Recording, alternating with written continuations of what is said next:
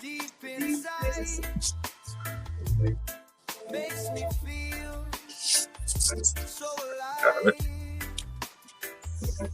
Through the smoke. Thank you all for coming and visiting a Temple 420 Sabbath Sesh. This is season 2, episode 9, and we're here early on the 4th of July today. So I'm here with Craig X. Rubin, the founder of Temple 420, and I'll open us up here with a prayer. Dear Almighty God, thank you for the blessings you give us. Thank you for bringing us together to speak about your word and the good things that you bring us. Thank you for 250 years of America. May we continue to do things that you want us to do and stop doing the things that are harmful out there. May we be a blessing to the world and help bring Jesus Christ to the people who need to hear it and help people know about that you provided him and that you give us salvation and you can help us do the righteous things that we need to do. Amen. Amen. Hey, did we talk about the glove thing before? Being the image of God? Yeah, I think we did. Yeah, I keep thinking about that for like even the last couple weeks. And it is kind of exciting. It's the 4th of July. Yeah, the glove one wasn't too bad. I'm still trying to figure out the best way that I would try to put it in the way I would do with it. Because to me, it's a hard mix because I don't think there's anything else that Jesus Christ could be, but I think there's the huge importance that he was also mankind that was subjective to God the Father. And I think if he's completely that way, that takes away a whole bunch of things because he wouldn't have that mortality to be entrenched by sin, which God himself can't be tempted. And he wouldn't have been able to fall into that. Jesus Christ stayed out of sin and done all the righteous things of the Father. So even though he was tempted as a human. Yeah. Yep. And he had the options that he could have gone off that way, but he didn't. I think if it was he was Jesus, he could have had any chick he wanted. Yeah, absolutely.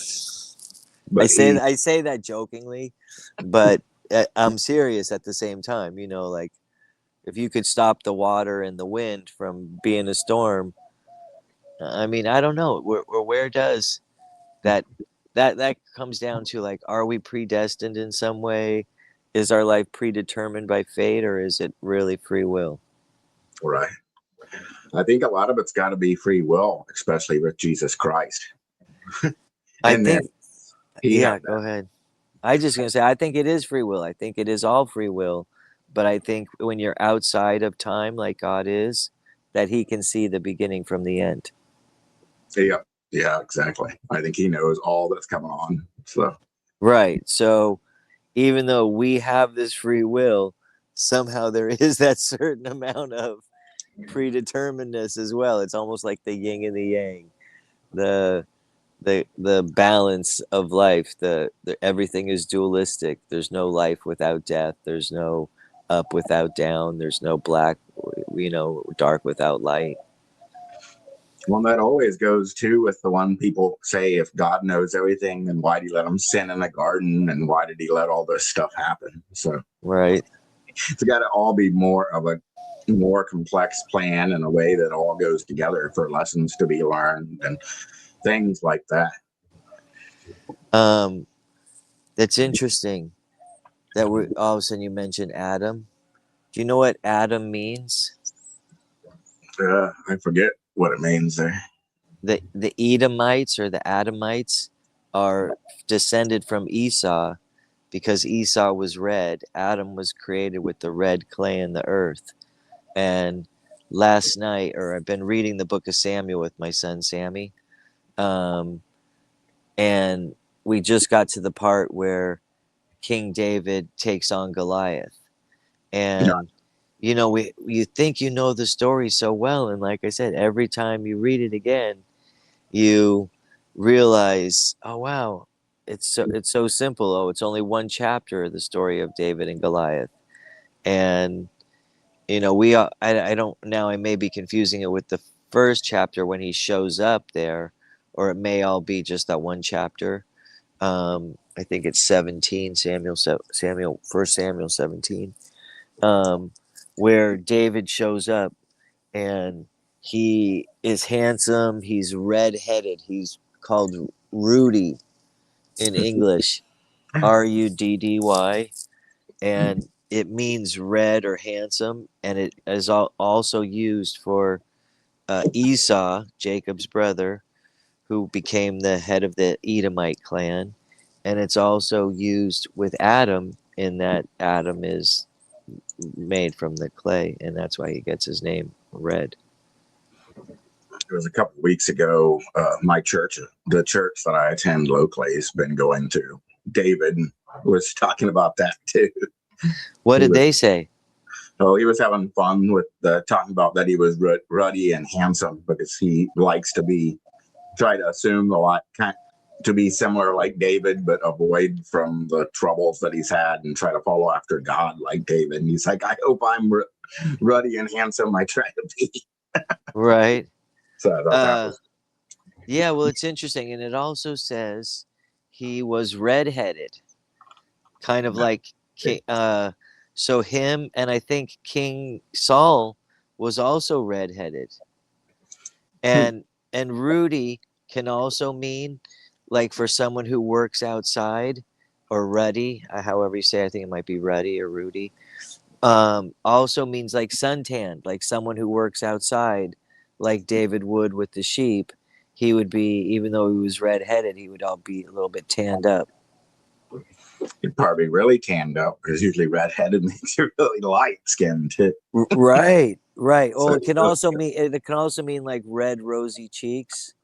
yeah. And okay, I just thought of a funny story about my friend David, who had those ruddy cheeks.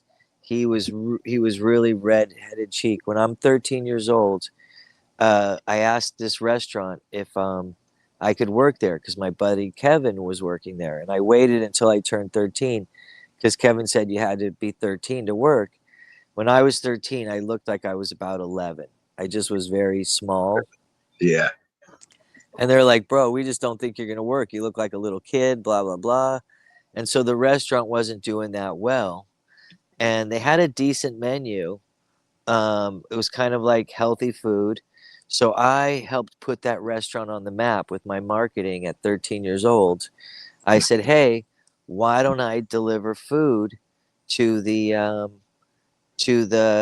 park, because the baseball games go on every night, and I'll deliver food there, and I'll just bring the menu over from your restaurant, and I'll run it back and forth, and I'll just work for the tips. People will tip me out, and I'll make enough money.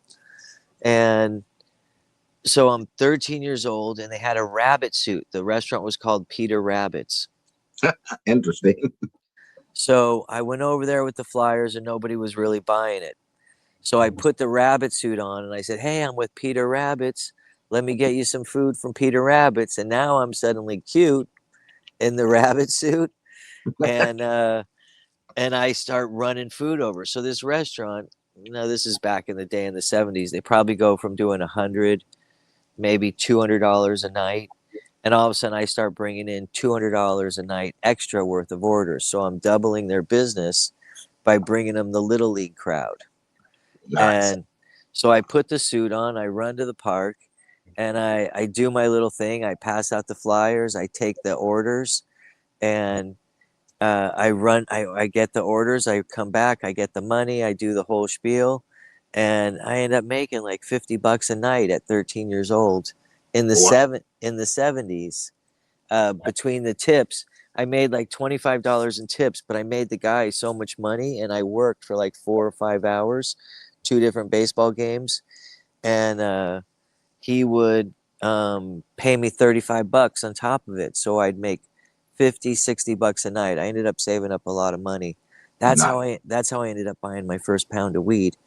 But the point I was trying to make, getting back to my buddy David, one night I realized how important my job had become because these ladies say, hey, you didn't show up the other night and we didn't eat dinner. We were expecting to eat dinner with you. And because the baseball games were like Saturday, they were all day. But like usually oh, that's right. There was one game a night um, on the Little League games. And then there was the Pony League also. So every weekday night they'd have one game and then they'd play all day long on Saturday. And so I would just work it. And so these people were disappointed that I didn't show up one time and they didn't eat. So I realized, oh, I'm providing a service. I need to go there. So one time I had to miss it, and I asked my friend David to fill in. And my buddy David Cohen had these ruddy red cheeks. He was a white guy. He was big and tough. He was like his dad and my dad were friends in elementary school and junior high, and then we ended up becoming good friends. And he had these ruddy red cheeks, and so I get him to fill in for me one day. He puts on the rabbit suit and he's delivering the food. And my mom is driving to the park for some reason, and she sees David, and she says, "Oh my God, they've got him wearing makeup now on his cheeks." And she told me that story. I don't know why I would not be with my mom and why Dave was working for me, or maybe Dave just asked me to work for me one night so he could make the money. And he was my best friend, so I gave him one night and I took the night off.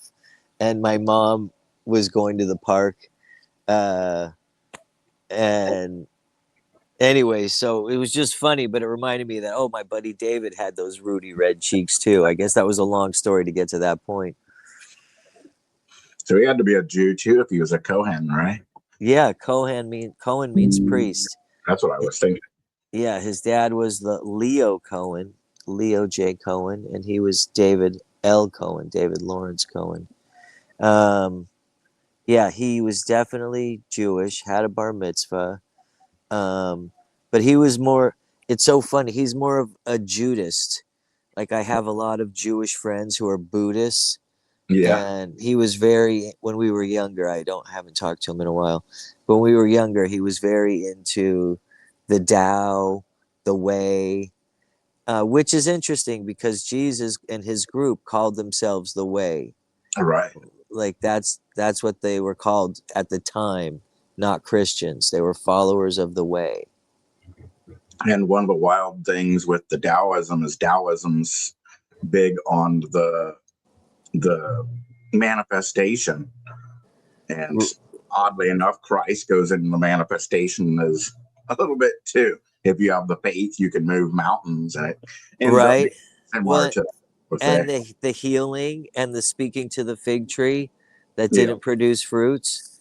Yeah, I told you about how I manifested. I was thinking and praying on my way to the Grand Canyon, and I manifested myself into a dangerous horse. I don't remember for sure on that. Okay, so I've been looking at the prayer, like how to make prayer work and how to manifest things, and studying that a little, almost on a scientific level. And I think that's why Jesus says you have to have the faith of a child. Because when I was a kid, I really operated in that way naturally.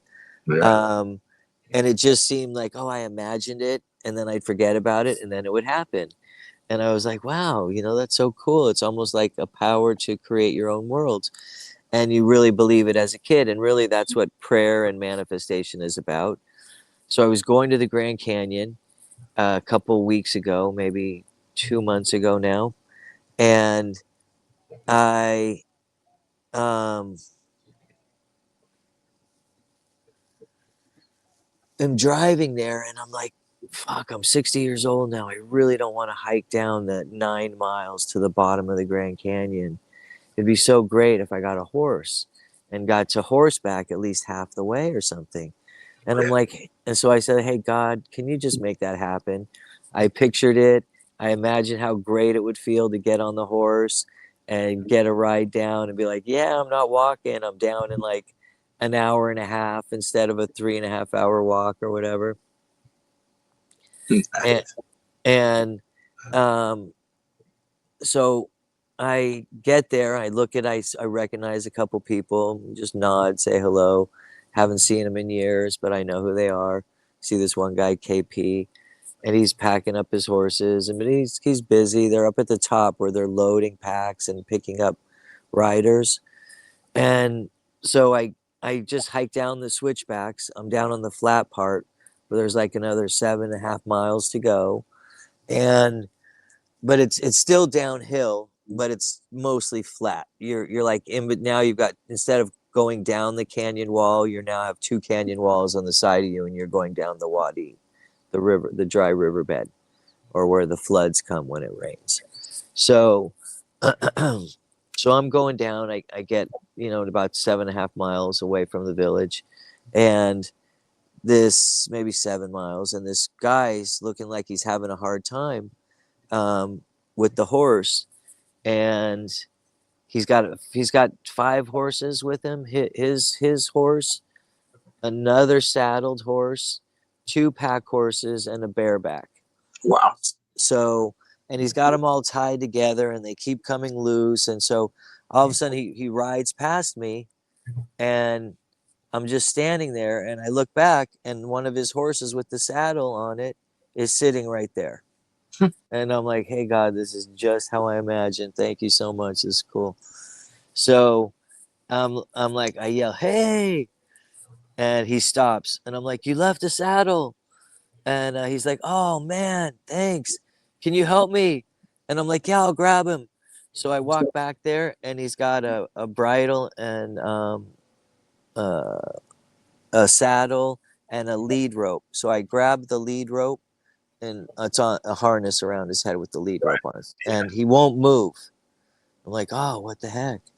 So, come on, hey, I click. I go to swing the rope a little, nothing. I'm like, all right, I better jump on him. So I hop right on him.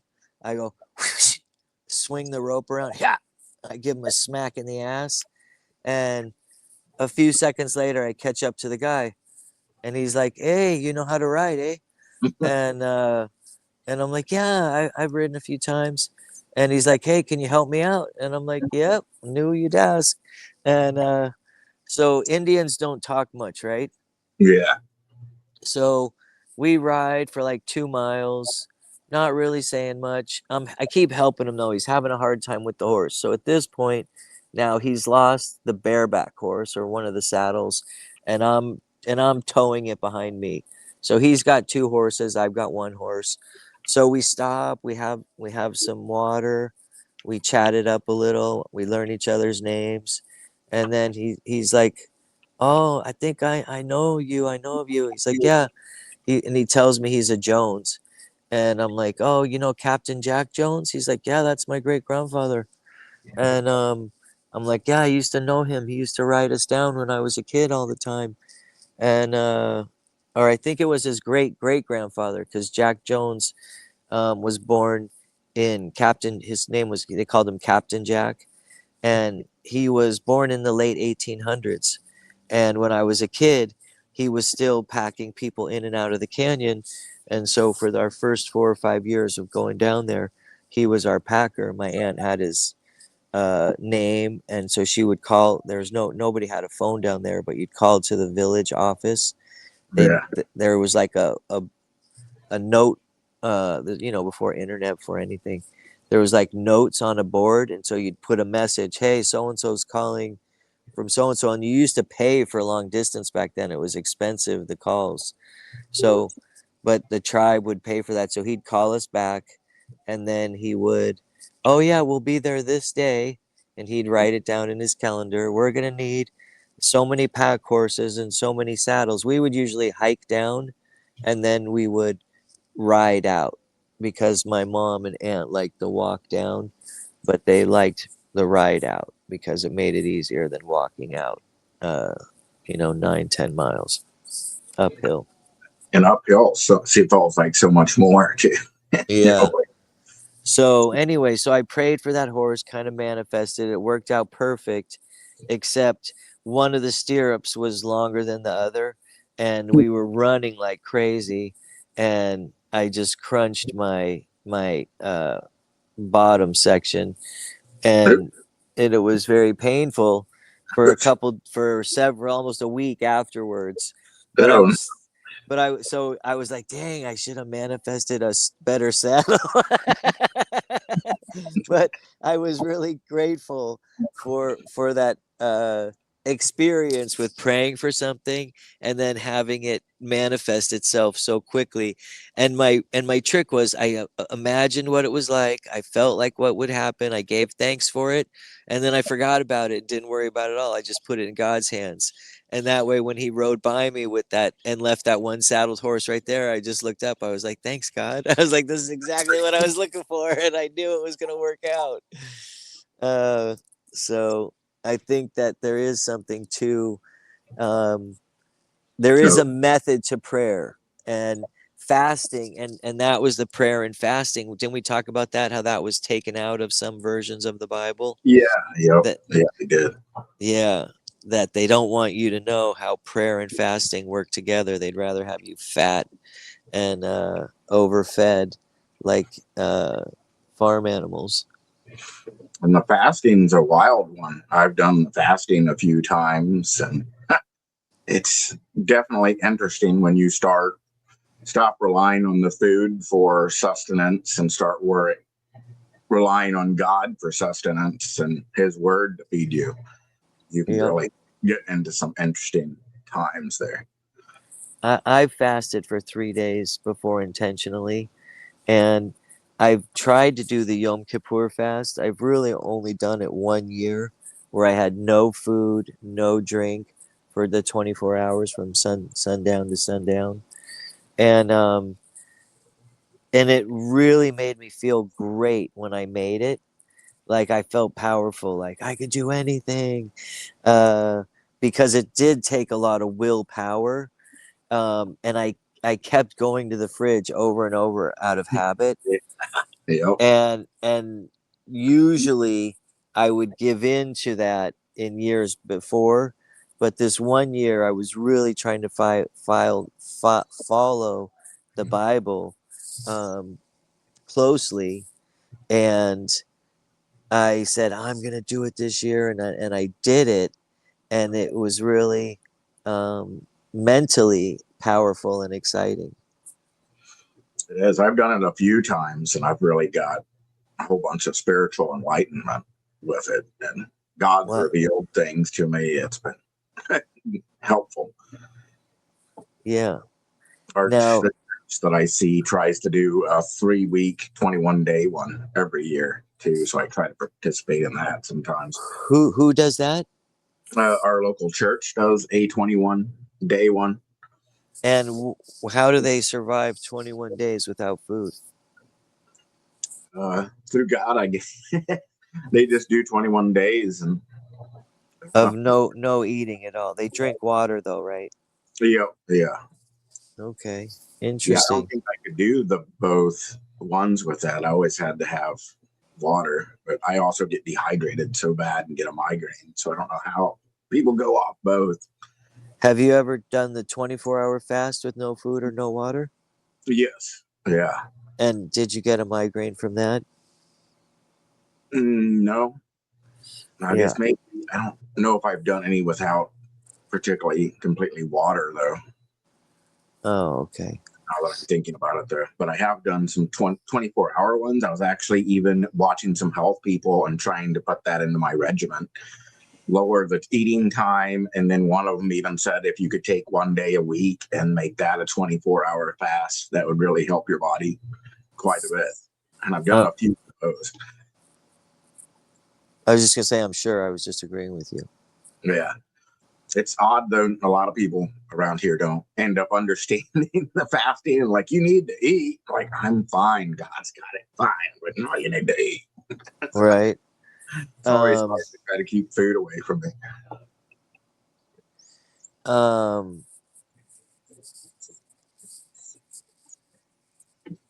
yeah. It is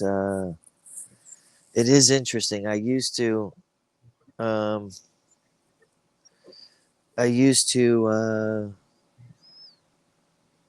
wonder about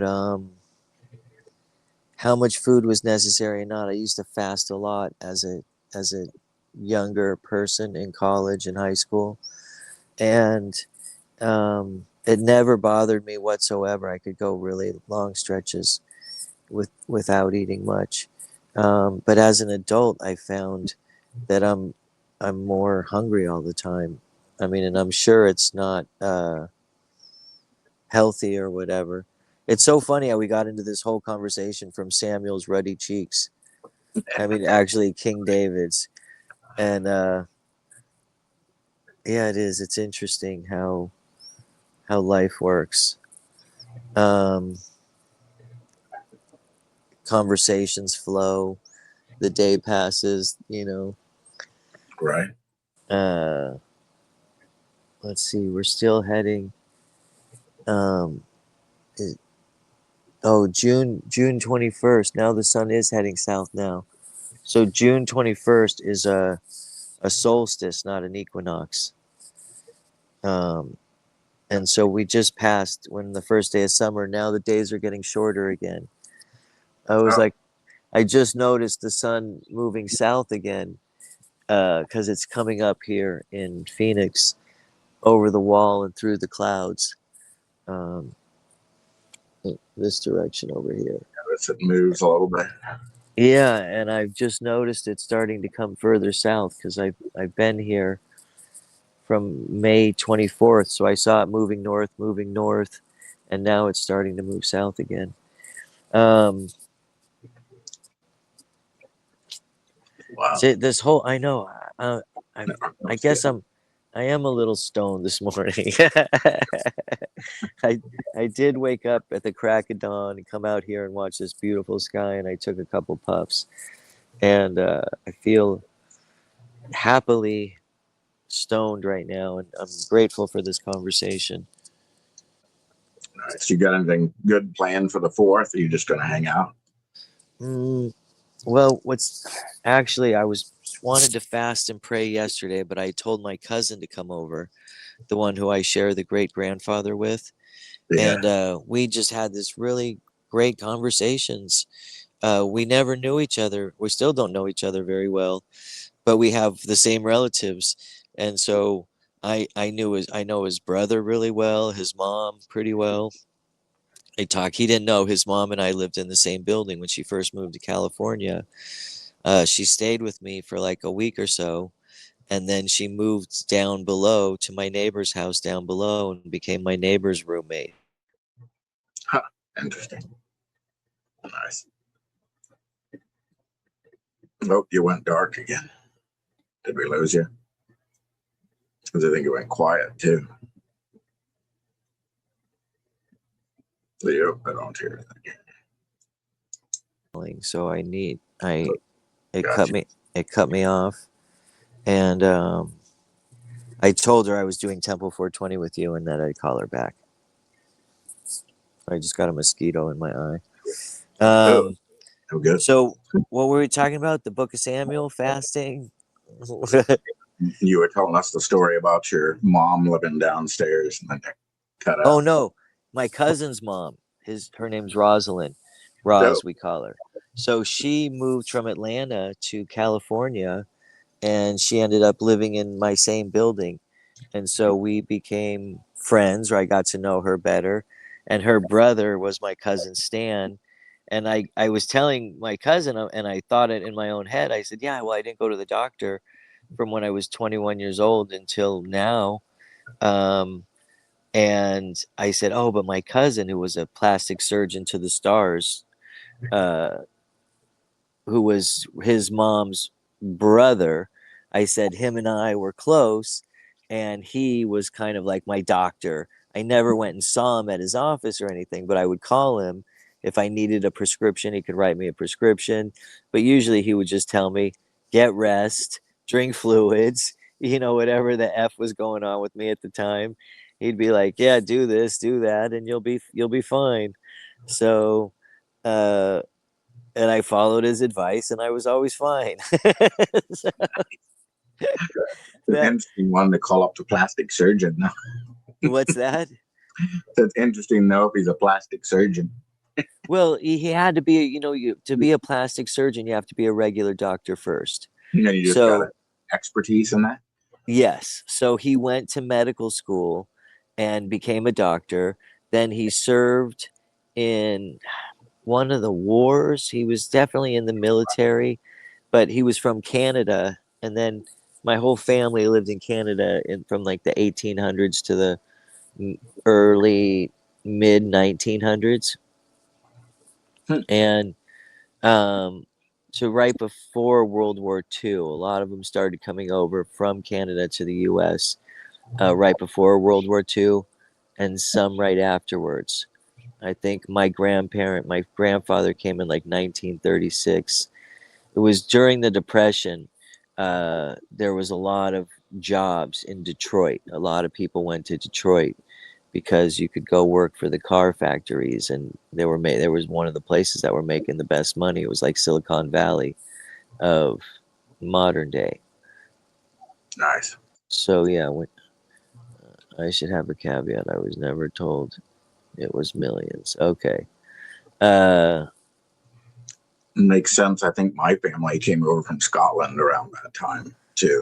And I was wondering what exactly happened with that, but that makes sense if there was job opportunities over here. where did they go? Ohio, actually. The Ohio Valley? Somewhere up there. I know, kind of in the Cleveland area, because that's where my grandfather lived for quite a while, and my aunt that came from Scotland. Right? I think there was shipping. Okay, now I may be wrong, but I think on one of those big lakes, the Great Lakes, there was mining and shipping and materials, and they would ship it up the lake and then down the rivers to New York. And that there was good money back then, and Cleveland was a real hub. And surprisingly, you know how Cleveland sounds run down, like when people joke around about it, almost like they say Polish people are stupid, and they're not. I mean, not. Yeah. Uh, so Cleveland has the like reputation of being like a rundown, crappy place, but surprisingly, there's some really beautiful places there. Oh, yeah, it's right on there. I wasn't aware that it was so close on there. That's cool. You weren't aware it was so close to what? To right there on to the Lake Erie. Oh, it's right there. It's Oh, on yeah. like the southwestern edge. Yeah. When I was driving hemp all across the country back during the COVID era, um, and I was an essential worker. I I re- I was most of my clients were up in that northeast corridor from Maine, Massachusetts to Minnesota, down to I think we did a couple runs to Texas and Kansas and Tennessee and Alabama, Georgia. I mean, we were all over the East Coast, and it was interesting for me being born in California, is that I knew which states were which, but I really didn't know the geography that well, and I really had to think about it. It was like counting with your fingers. How's the difference go? Because I only seen California and Nevada a little bit, but it seems like it's a lot more sand. And then if you go east, there's a lot more greenery and mountains, and like the Oh, Smoky Mountains and all that stuff is over out east. there's a That's real dividing line. Like there's very foresty and almost like the Yucatan, which is interesting because the Yucatan is on the east side of Mexico. It's the little thumb that sticks up into the Gulf of America, has a similar weather as Florida, but surprisingly, it has similar weather to the Yucatan as well. Like even where I was in West Virginia and Wheeling, we were just loaded with trees. And there was a dry season, uh, which was the summer, but it would rain in the summer and things were really green. And there was the what we call the wet season in the tropics, which is winter up north, and it was snowy and um, but it wasn't snowy every day. Like the mountains would get snow and then it would melt and then they would get more snow. Sometimes I had heard there were years when it stayed all winter, but for for most of the time it would come, and the most it would last for would be a week or two, a little ice on the driveway and everything. But I noticed as I drove back and forth across the country 10 times that the real difference isn't the woodedness. It is greener, and you when you get to Kansas, it's then flat and grassy. Then you get to Denver and you hit the Rocky Mountains, and then everything west of the Rocky Mountains. The real significant difference between the west and the east, sure, one's a desert and one's a woodland, but the real difference is the population. Hmm. Is the East Coast is so densely populated and there's so many people there, where the West Coast is so thinly populated, all the way through New Mexico, Arizona, Nevada, Utah, California, even all the people on the West Coast live right along the coast, just like all the people up in Canada. I think 80% of them live within 50 miles of the border with America. Yeah, I've heard up north is way too bitter and cold and crazy to go up more north.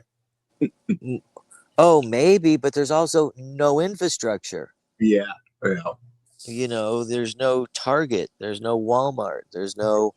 I mean, if you want to hunt and trap and find oil or minerals or something like that, yeah, Canada's your place to be. But those people lay the infrastructure themselves sometimes. Did you yeah, watch that TV show Landman I don't think so. No, with Billy Bob Thornton about the oil guys? no. I didn't watch it either, but I've seen so many of the clips on YouTube that I feel like I did. Yeah, I don't think I've seen a whole lot on that one. Well, maybe now that we mentioned it, your phone is listening, and if you check out YouTube, you'll get a few of those clips. Um, just to let you know, my phone's nearly dead again, as usual. And the funny thing was, last week my phone was fully charged. That's the And way the timing seems to go. what's that? So that's always the way the timing seems to go.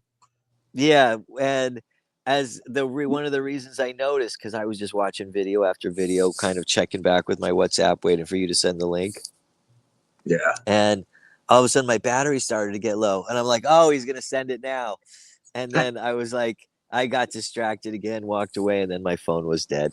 I left the YouTube running or something. Good years Uh, there. yeah, it is. It always works out though somehow. So what have you been reading in the Bible this week? I studied one of the parshas with the temple, and then in the last couple, the yesterday and then today, I was reading some through James. I was trying to see some more information because it's weird to me, and I didn't really quite understand that James and Jude were siblings of Christ. So I'm like, Right. that's weird that we don't see as much from James and Jude. Like, what do they have to say? So I started kind of digging into James and seeing what we've got. Well, And James, I was gonna say partially too is they weren't real Talmudim. They weren't real followers of Christ. They're like, that's my brother, bro. Come on, that's my big brother. Like they grew up with him. And can you imagine all of a sudden, oh, he's the Messiah. Yeah, Messiah, Mishmaya, you know. And I really don't think his ministry was 3.5 years long, which they're always like making. right? He was 33 years old, like the Mason said. His ministry was 3.5 years. And I think that comes from like half of Daniel's like the end times. Uh but I actually think his ministry was something more like 70 weeks, but it was cut short, or it was supposed to be 70 weeks. And then the last week that supposedly is cut off is the 7 year tribulation. Well, then it makes me wonder, though, when that's said, though, too, what happened between being 13 and 30 then? He surely Oh, didn't silent completely. you mean with Jesus' life? Yeah, because he started talking to him in the temple on when he was 13, and he left his parents, of course, and Well, then he was 12. He was 12, I think. you don't really hear as much in between that and then the last 3 years of his life. Well, you see, there you go, saying it was 3 years. I don't. Where's the proof that that ministry was 3 years long? All right. I don't know. That's just what I've always heard too.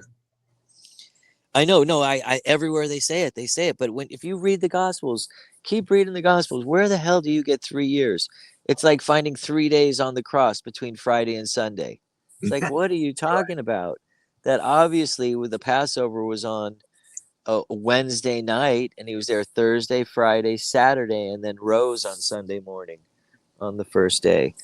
So, uh, yeah, I think that people have become popular reading stuff into the Bible that isn't there. It's like even the TV shows. Like I was talking, was one of the things my cousin and I were talking about the one of the things that drives me crazy about watching these Bible shows is these old men following him around like docile idiots with beards and everything. And I'm like, these are not his Talmudim. These are not the followers. They had to be young kids, 13 to 18 years old, 13 to 20 years old. And obviously, Peter, who was there with his brother following him, was older than 20 because he had to pay the temple tax, or had to pay the Roman tax. Right. Yep. Yeah, that is weird how they do, do that. And that's way inaccurate. But Well, so not only so inaccurate, but I actually think they believe that. They believe that a bunch of 40-year-old men left their families and everything behind because Christ was so awesome, rather than it being like Paul when he left his parents to go study under Gamaliel. It was like a Jewish tradition to get a higher education, and that higher education was having a rabbi and being a disciple of a rabbi, and becoming his follower and learning from him. that makes a lot of sense. Yeah. I mean, you're 13 years old. Your parents aren't worried about you getting diddled in the ass like some Catholic kid who's 6 years old in the choir. Uh, and not to disparage Catholics, but they have a reputation of that. Oh, that was the other thing my cousin and I talked about yesterday. I was like, I always kind of had the vibe that they were diddling kids in that Catholic church, even since I was a kid for some reason. They do. Uh, they do what? They do unfortunately seem to shelter a lot of those people and allow it to happen. Well, they did for years and years. I think now the publicity's been so bad that they're finally cleaning up their act a little. Maybe, hopefully. I've heard some of it on the other side too, even when those, which makes sense to me, when they would have like those nunnery schools and stuff like that, they would get into some of that kind of trouble and stuff with that. Even some dirty nuns and some people working with the nuns and the kids, and like, that's terrible. But, Yeah, no, and I'm sure that there was a lot of sexual activity going on between the men who were told to be celibate to follow God, which was totally ungodly. And if you read in the Bible, they want men with wives and children so they could be church leaders, so they had the experience of life to be able to counsel other younger people. Do you know why they started having Catholic priests be celibate and taking a vow of celibacy? I don't, because that seems against the Bible to me. You're supposed to have relations so that you can quell your fleshly issues and kind of, And to multiply and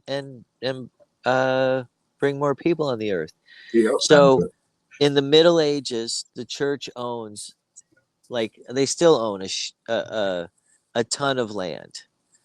Okay, and that's one of the reasons. Besides all the art, they own. They're like one of the largest real estate holders in the world, and so they had vineyards and church properties and farms and wineries and whatever else throughout the Middle Ages, the Dark Ages. The church is running everything. So, and these priests who were working for the church, they were in charge of these lands, and they would have children, and their children suddenly didn't want to become priests and didn't want to belong to the Catholic Church, and they started taking the lands that belonged to their parents, that might have been church land, and the church realized they were losing money and losing land, and they're like, oh no, this ain't gonna happen. So they said all of our priests now have to take a vow of celibacy, because if they went, so any of their children would be illegitimate and unable to inherit the church property. That's So true.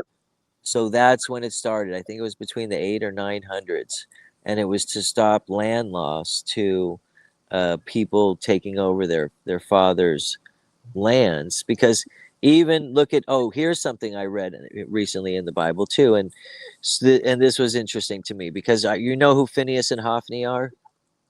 Uh, I remember their names come up, but I forget exactly who they are. Okay, so Hannah goes to the church, and Eli the priest says, "Well, you're drunk. Get out of here, whatever." And she says, "No, I'm like deep in prayer to God." Blah blah. He's like, "All right, whatever you're praying for, will come true." So she made a deal with God. Give me a child. My husband's other wife has all these children. She's rubbing it in my face, and I need to be made whole. I need to be redeemed, whatever. So he gives her the son Samuel, and she had promised that when he's weaned from the breast, she'll give him to God. And so she has the son, gives him to God, and then she's now fruitful, and she has 5 or 6 other kids. So Samuel lives with Eli and his 2 boys, Phineas and Hophni, at the temple or the church or whatever. And Eli is a good priest pretty much, but he's a horrible father, and his sons are doing horrible things, and they're just bad kids, even though the dad is fairly righteous. But God judges him for not disciplining his children and letting his sons become like that. Yeah. And so they all 3 of them die on the same day. Wow. and and Eli knew it was coming, um, because he had been prophesied about it before. Samuel told him what would happen, and so he's 90 years old, but his 2 sons both are killed in a battle. This one day when I think they bring the Ark of the Covenant to go fight the Philistines with them. And remember when the Ark of the Covenant gets stolen by the Philistines, and then it's Yeah. dragged all around for years and years. So this is before the time of the kings, before there's a temple, there's still the tabernacle. And it's right before it, because Samuel is the one who anoints King Saul and King David. So one of the interesting facts that I realized, so Samuel's like really a man of God. Ever since he's a little kid, he's been hearing God's voice, and everyone trusts him. He's part of the judges. He's like the last judge before they go to kings as their rulers. So he's a prophet and a judge, but his kids turn out to be bad kids too. And even though he's a man of God, it's like interesting how both of these men of God were not necessarily great fathers in raising their children. And so I was like, oh, that's an interesting detail that you don't always remember. Um, but I thought, oh, that's very interesting. That's a wild one. I was looking through that. I was like, is that in Samuel? And yeah, it's first Samuel 2:22. What is about Phineas and Hophni? Yeah, when Eli rebukes his son.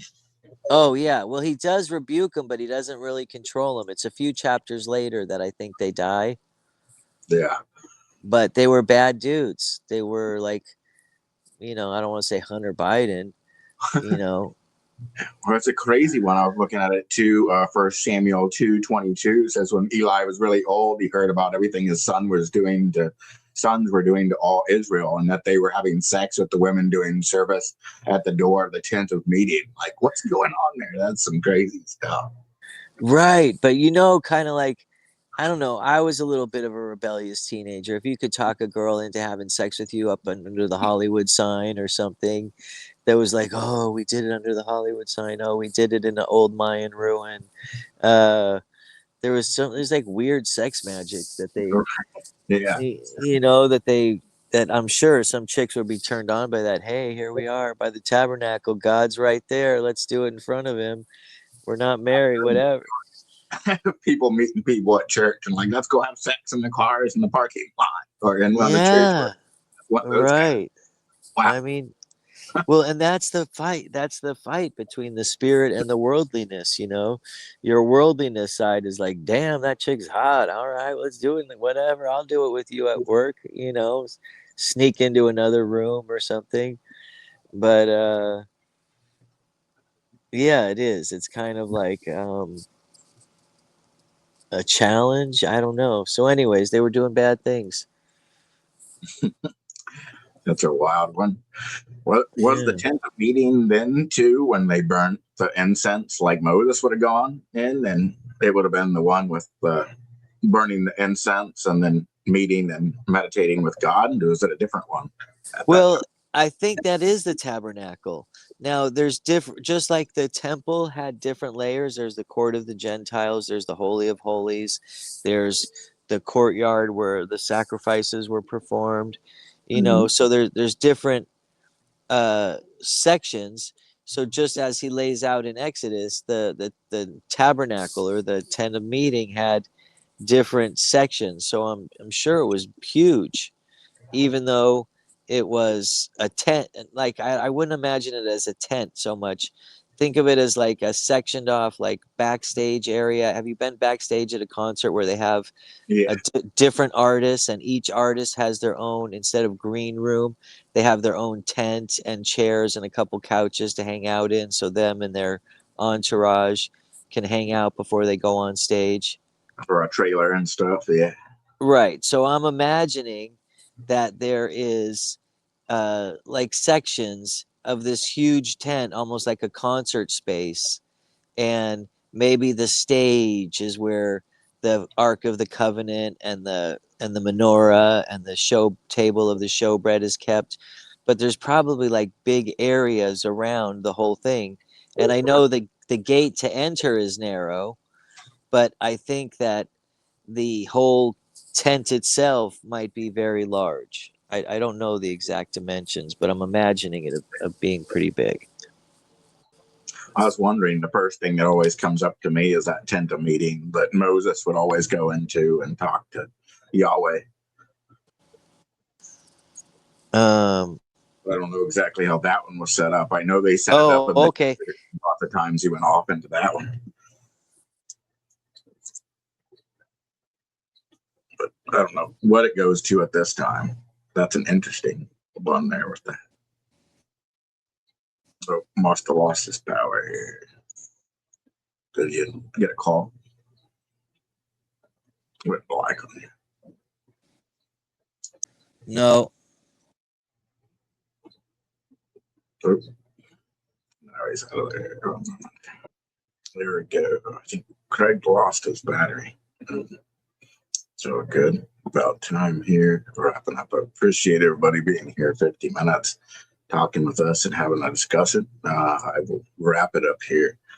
Dear Almighty God, thank you for the blessings that you give us, the lessons that we learn, and the encouragement you give us from the Bible, that's showing us that faith will move mountains and we will be able to bring things in righteousness to us and help be able to dictate the ways of the world and bring things for the glory of you. Help these people with the strength they need, and thank you for blessing us with 250 years in America. May America continue to help get your name out there and help people want to seek you. Amen. Thank you for attending. God bless. Have a great day.